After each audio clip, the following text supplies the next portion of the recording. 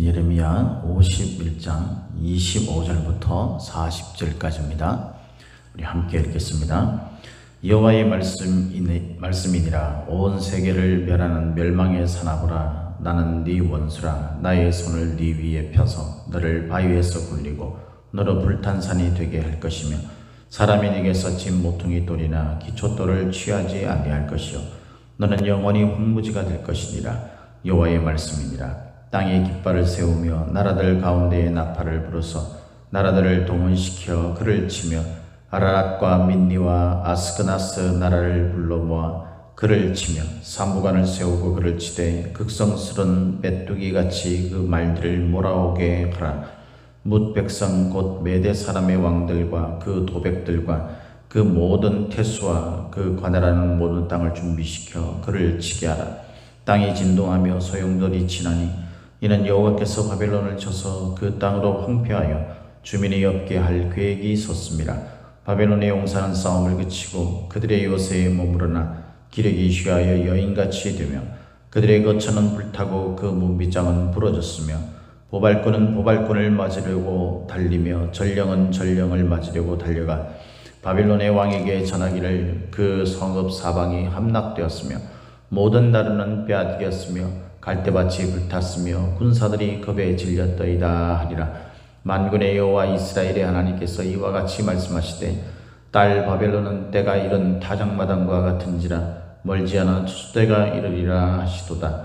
바벨론의 느부갓네살 왕이 나를 먹으며 나를 멸하며 나를 빈 그릇이 되게 하며 큰 뱀같이 나를 삼키며 나의 좋은 음식으로 그 배를 채우고 나를 쫓아내었으니 내가 받은 폭행과 내 육체에 대한 학대가 바벨론에 돌아가기를 원한다고 시온 주민이 말할 것이요 내 피 흘린 죄가 갈대아 주민에게로 돌아가기를 원한다고 예루살렘이 말하리라.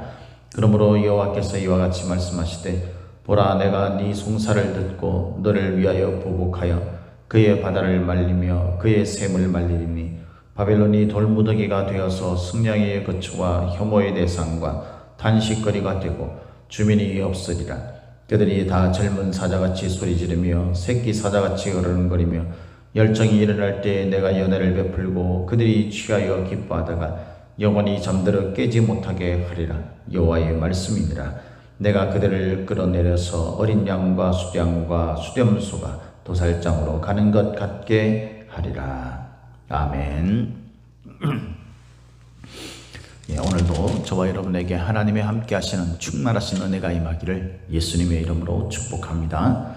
오늘 우리가 읽은 이 말씀을 가지고 절대 하나님의 원수가 되지 말라라는 제목으로 함께 말씀을 나누겠습니다.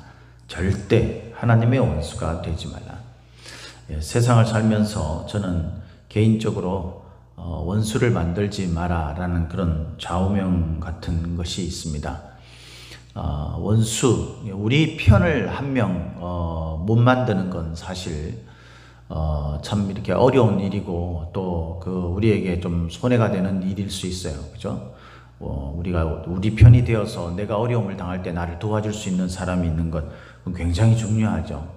그래서 우리 편을 만드는 것, 그것은 참 중요한 일이지만 그것보다 훨씬 더 중요한 것이 원수를 만들지 말자라는 것입니다. 원수가 되면 내가 어떤 일들을 하고 그게 성공적으로 끝날 일들에는 항상 문제가 되는, 문제거리를 만드는 그런 것이 등장하게 된다는 거예요. 왜냐하면 그 원수는 나를 반드시 넘어뜨리려고 하기 때문에 그냥 무관심한 게 아니고 나에 대해서 이제 공격을 하는 그런 일들이 생기게 되는 거죠. 그래서 원수를 만들지 않는 것, 그것은 참 중요합니다.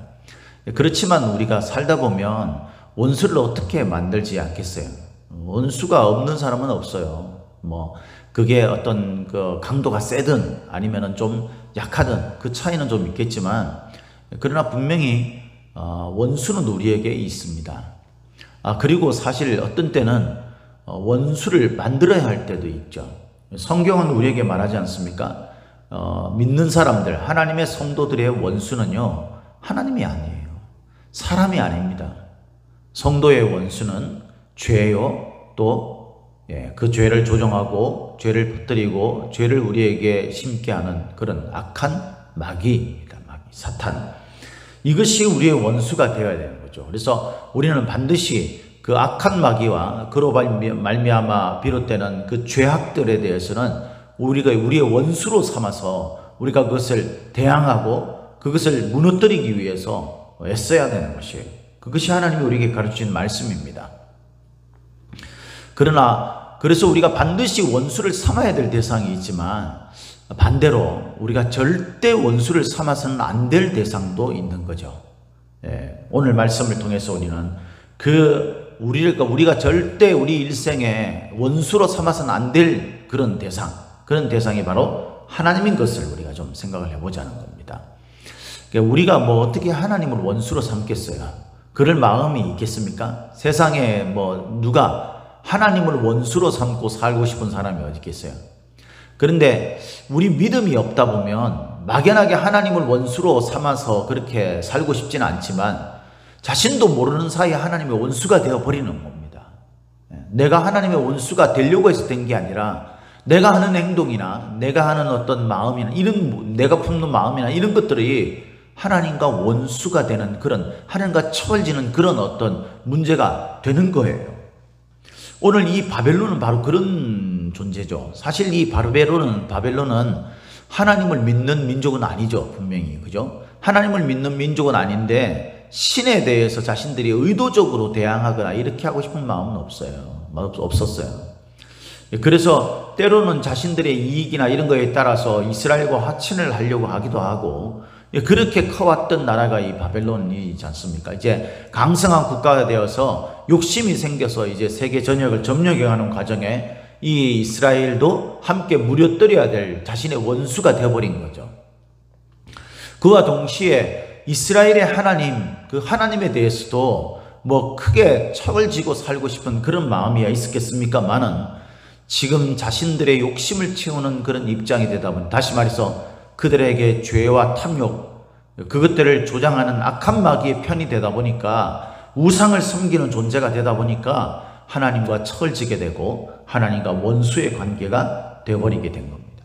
바벨론은 하나님과 원수가 되어서 하나님이 기뻐하시는 일을 대적하고 하나님이 기뻐하시는 대상인 이스라엘을 공격하는 그런 누를 저지르게 됩니다.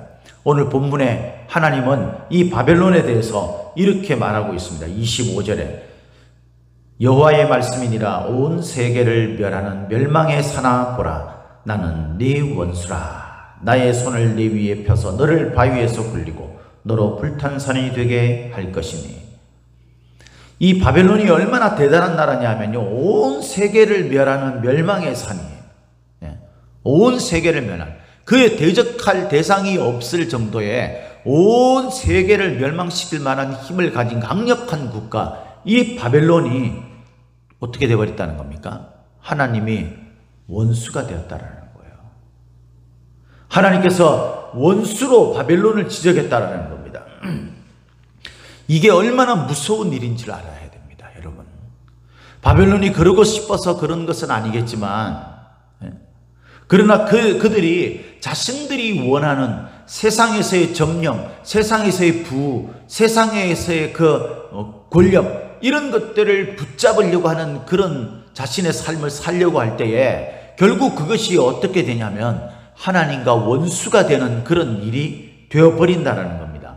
하나님과 원수가 되어버리면 어떤 일들이 일어나게 됩니까? 세상에 우리의 원수들을 삼아야 될 대상도 있고 우리가 원하지 않지만 원수가 되는 사람들도 있지만요. 절대 우리가 원수로 삼아서는 안 될 대상이 바로 하나님이시죠.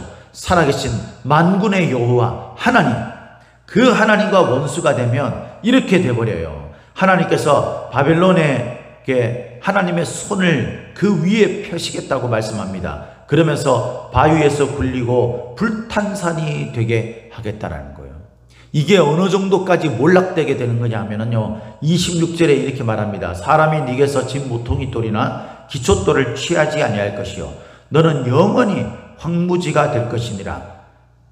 재건할 가능성이 없어지게 되는 거예요. 그러니까 완전히 끝장나는 그런 어떤 상황에까지 가게 된다라는 거예요. 누가 원수가 됐을 때요? 만군의 여호와 천지 만물의 통치자이신 살아계신 하나님과 원수가 되었을 때에는요, 그들이 기고만장하게 세계 전체를 점령해 나가는 것처럼 그렇게 막 날뛰면서 경거망동 그렇게 살아갔지만 하나님과 원수가 되었을 때에 그들은 결국 그 높은 산에서 떨어지게 되고 주변에 있는 모든 사람들이 모퉁이 돌이나 기초돌, 다시 말해서 다시 기초를 재건하는 그 모든 일까지 없어지게 되는 황폐한 황무지가 될 것이다 라고 말하는 겁니다. 바벨론은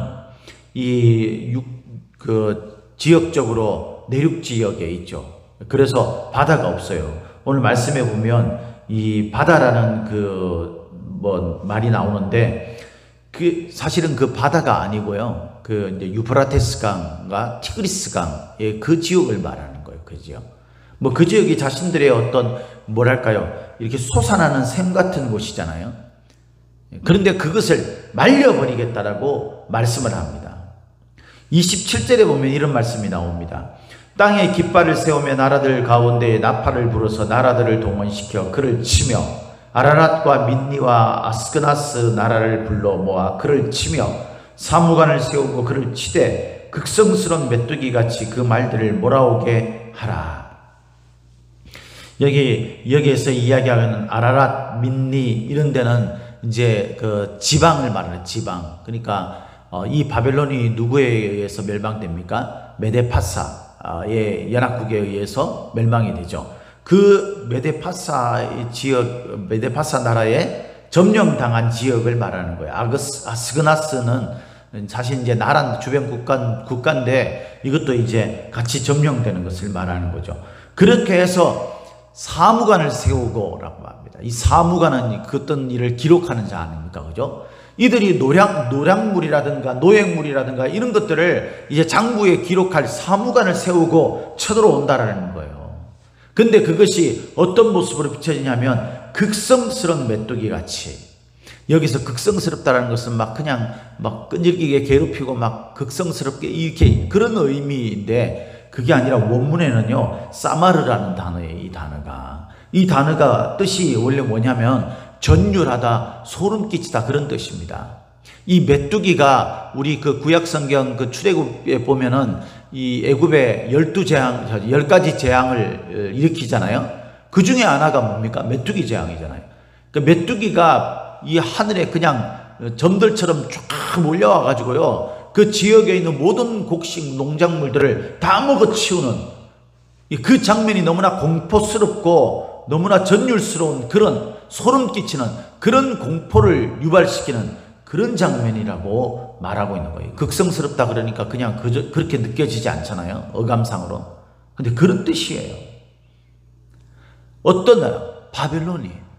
주변 국가들이 바벨론의 그 말발굽 소리만 들어도요, 다리에 힘이 빠지고 후들후들 떨리는 그런 덜덜 떨리는 그런 존재가 바로 바벨론이었는데 하나님과 원수가 되고 나니까 하나님께서 그를 원수 삼았어. 그랬더니 어떻게 해요? 바벨론이 그것을 느낀다는 거예요. 전율과 공포를 느끼는 상황이 되어버렸다라는 것입니다. 이들이 아무리 애를 쓰고 노력해도 하나님과 원수가 되면 하나님이 이 원수되는 바벨론을 무너뜨리려는 그 강력한 힘을 대항할 수 있는 힘이 사라지게 된다라고 말씀합니다. 30절에 말합니다. 바벨론의 용사는 싸움을 그치고 그들의 요새에 머무르나 기력이 실하여 여인같이 되며 싸울 힘을 잃어버리는 존재가 된다라는 거죠. 그래서 문밑장이 부러지게 되고 모든 성읍들이 불타게 되고 이런 상황이 되어버린다는 것. 급박한 상황이 일어나게 됩니다. 31절에는 보발꾼 전령 이렇게 하는데 같은 말이죠. 사실은 이들이 뛰어와 가지고 왕에게 보고를 하는데 그 성읍 사방이 모두 함락되었습니다 라고 이야기하는 그 긴박한, 나라가 이제 완전히 멸망되어져 가는 그 긴박한 상황을 소식을 전하는 자들이 곳곳에서 뛰어올 것이다 라는 것입니다. 그리고 32절에는 군사들이 급에 질렸다라고 이야기합니다. 어떻게 되면요? 하나님과 원수가 되면, 앞서 이야기한 대로 하나님과 원수되는 것은요, 우리가 의도를 가지고 하나님과 내가 척을 져야지 이제는 하나님과 내가 원수가 될 거야 이렇게 해서 되는 게 아니에요. 바벨론이 그런 마음을 가지고 시작한 자들이 아니에요. 그냥 세상의 자기 욕심을 쫓아서 그 욕심을 거절하지 않고 그것을 키워나갈 때, 그것에 취해버렸을 때, 그때 자기도 모르는 사이에 하나님과 원수가 되어버린다라는 거예요. 안타깝게도 그걸 사람들이 모른다라는 겁니다. 39절에 보면 이렇게 말하죠. 우리 39절은 중요하니까 같이 한 목소리로 읽도록 하겠습니다. 시작. 열정이 일어날 때에 내가 연애를 베풀고 그들이 취하여 기뻐하다가 영원히 잠들어 깨지 못하게 하리라. 여호와의 말씀이니라. 열정이 일어날 때에, 이 열정은 뭡니까? 소년이여 야망을 가져라. 그래서 꿈과 야망을 가지고 세상에서 내가 뭔가를 해나가는 겁니다. 그러다가 그 일들이 한 가지씩 두 가지씩 이루어지잖아요. 솔솔찮게 이제 재산이 모이게 되고, 내가 사회적인 어떤 안정을 잡아가고 이러면 사람들의 마음속에요, 거기서 멈추고 내가 이렇게 해주신 하나님 앞에 감사를 드리고 그 하나님을 향해서 내 신앙의 열정을 불태울 것처럼 생각되죠. 사람들은 그런 꿈을 꿉니다, 시작할 때에. 그런데 어리석은 말이에요. 세상의 욕심은요, 우리를 취하게 만드는 거예요. 취하는 것은 이제 자기도 모르게 취하는 거예요. 하나님은요, 오늘 말씀에 보면 뉘앙스가 뭐라고 되어 있어요? 그들을 취하게 연애를 베풀어 줍니다. 그러니까 함정이 되는 거죠, 함정. 사람들은 착각하는 게 뭐냐면요, 하나님께서 내 마음을 이렇게 어떻게 해주시기를 바래요. 하나님 그렇게 하지 않아요. 하나님은 오히려 때로는요, 우리가 정말 정신이 번쩍 드는 그런 하나님의 그 야단을 들을 수 있도록 우리가 그런 상태에 이르도록 그냥 때로는 가만히 내버려 둘 때가 있어요. 그래야 정신을 차리는 그런 회초리를 한 대 맞을 수 있으니까. 악한 마귀가 우리한테 들어와서 살살 우리의 마음들을 더 부추기게 됩니다. 내가 요거 하나 이루면 멈출 것 같은데 그거로 만족하지 않아요. 절대로 사람들은요, 자꾸만 죄악을 더 원하게 되죠. 더 욕심스럽게 되죠. 좀 더 나은 여건을 추구하죠. 그러다 보니까 하나님을 섬기고 하나님 앞에 감사드리고 하나님 앞에 영광 돌려야 될 그 모든 공들을 자기가 누리는 대로 나가게 되는 거예요. 그게 하나님과 멀어지는 관계가 되게 되고, 그럴 때 하나님과 죄와 함께하며 사단과 가까워지는 그들이 하나님과 원수되는 관계가 자신도 모르게 되어져 버리는 거예요. 뒤늦게 후회할 수 있을 것 같습니까? 그렇게 악한 마귀가 우리를 호락호락 넘겨줄 존재가 아닙니다. 우리의 눈을 가리고 귀를 가리게 되는 거죠. 여러분, 지금 우리가 겪지 않습니까? 코로나19로 인해 가지고 우리가 하나님 앞에 예배를 드리지 못합니다. 말씀을 듣지 못하고 성경 공부도 못하고 우리가 신앙적인 자극을 받을 수 있는 모든 것들이 차단되어 버리게 되잖아요. 그러면 처음에는 찜찜하잖아. 그런데 시간이 흐를수록 그게 편해지게 돼요. 편해지게 되면 다시 하나님을 향해서 내가 하나님의 열정을, 이제 이게 풀렸어, 그러면 풀리면 이제 하나님에 대한 열정을 불태워야지 이렇게 생각을 하겠지만 절대 그런 생각이 안 일어나잖아요. 편한 게 좋은 거예요, 그냥. 그러면서 우리 마음속에 뭐라고 하냐면 이게 하나님과 설마 원수되는 일까지는 생각하지 않는 거죠.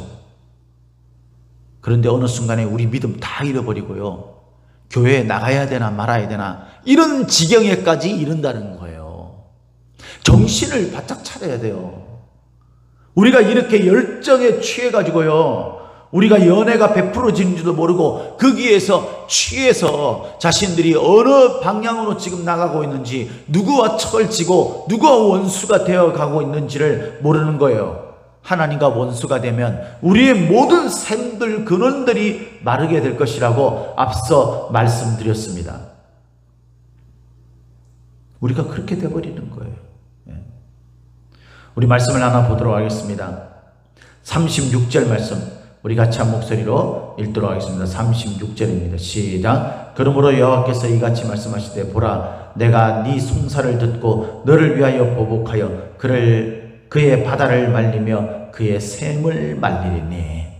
오늘 이 36 6절 말씀을 통해서 우리는 두 가지를 알 수가 있습니다. 첫 번째는 이 바벨론이 자기 열정에 취해서 하나님과 멀어지고 그렇게 됨으로 말미암아 결국 그 근원이 마르게 되는 그런 치명적인 결과를 얻게 될 것이다 라는 것과, 두 번째는 이 모든 일들이 일어날 때, 바벨론에게 일어날 때 반대의 사람들이 있다라는 거예요. 그게 누굽니까? 여기서 이야기하는 이 말씀, 바벨론이 마른 샘이 되고 바다가 말려지게 되고 이렇게 될 때 하나님이 너를 위하여 보복하되 바벨론에게 보복하겠다. 하나님이 바벨론을 원수로 삼는 이유의 대상, 그게 누구예요? 이스라엘이죠. 이스라엘이 얼마나 하나님이 보실 때에 잘못한 부분들이 많았습니까? 혼도 나고 야단도 맞고 예루살렘을 통해 예레미야를 통해서 얼마나 많은 경고를 듣습니까? 그래도 말 듣지 않고 정말 지지리도 말 안 듣고 그렇게 살았던 민족, 그 민족이 바로 이스라엘이에요. 그런데 이스라엘은 고난 가운데서 하나님과 원수되었던 자신들을 발견하게 되죠. 그리고 돌아가게 됩니다. 하나님은 그때 그를 품에 안으시고 용서하신다 그랬어요. 그 죄를 기억지도 않으신다고 약속하시지 않습니까? 그러면서 이스라엘을 괴롭혔던 그 바벨론을 원수로 삼는 거예요. 우리가 하나님과 원수가 되느냐, 아니면 하나님의 백성이 되느냐, 그런 기로에 서 있는 것을 아셔야 됩니다. 나는 당연히 하나님의 백성이지, 아닙니다 여러분. 우리가 지금 어디로 가고 있는지 열정에 취해가지고 자신이 어디로 가는지도 모르고 취해서 가고 있는 그런 자신을 발견하지 못하면 우리는 바벨론이 되는 거예요. 하나님과 원수가 되는. 절대 여러분 하나님과 원수의 자리로 가지 않기를 바랍니다.